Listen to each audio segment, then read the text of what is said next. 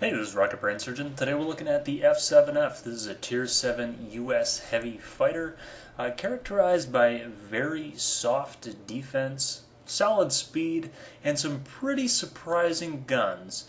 The firepower of the plane, which is the defining characteristic of most of the heavies, is that typical US doctrine spread fire where there's a cone of bullets in front of you, which makes leading targets very, very easy. So it has 420 millimeters and a couple of smaller MGs on it as well. It is effective to around 800 meters, so spray and pray. You have a lot of heat to play with.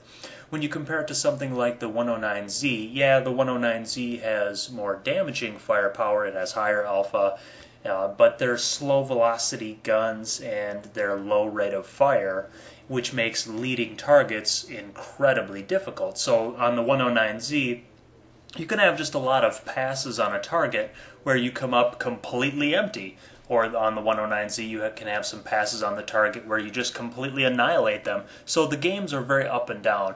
On the F7F, the games are a little bit more consistent and a little bit more predictable.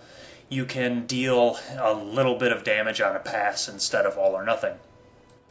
The climb and speed on the plane are very good. I don't use it as a high altitude fighter. I try not to go over my optimum altitude unless I'm sure it's safe, because the defense on the plane is just not amazing. So the plane itself is pretty soft defensively, and you can get yourself into a lot of problems. So you notice here I've extended probably a little bit too far, and when you're trying to run away, yes, I could outturn that 410 and get on his tail, but the problem is I would offer a broadside to him, and that's generally a big no-no.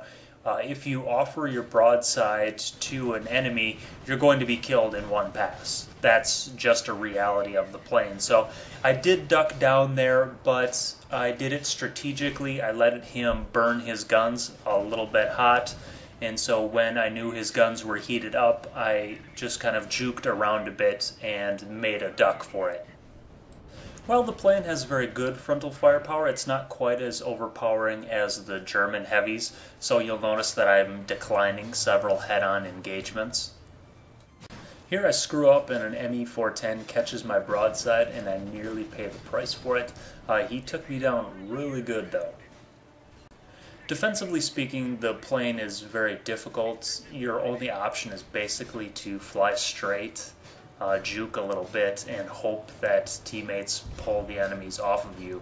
You can't really outturn a whole lot. Your climb speed and for even just horizontal straight line speed is not sufficient enough to get away from nearly anything.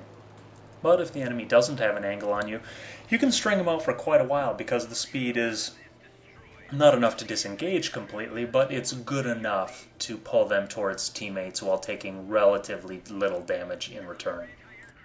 I have a sneaking suspicion that the F7F is a little bit too strong for its tier, so for a different experiment I installed XVM for planes, and you can see near my name in red it has F7F, and the reason why is that is a very high rating. The only one higher is purple, which is really hard to get. I've only seen like 1 or 2 people with the purple. Anyway, there are a lot of people out there who play the F7F who have lower rated color rankings on almost every other plane, but they have very good rankings on the F7F. So it's a very strong plane in my opinion, and from what I've seen other people play it too, I think it's just as strong for others.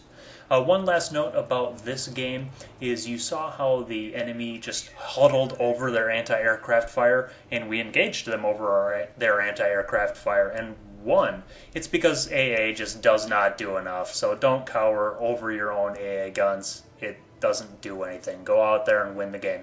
Hope you enjoyed. Happy hunting.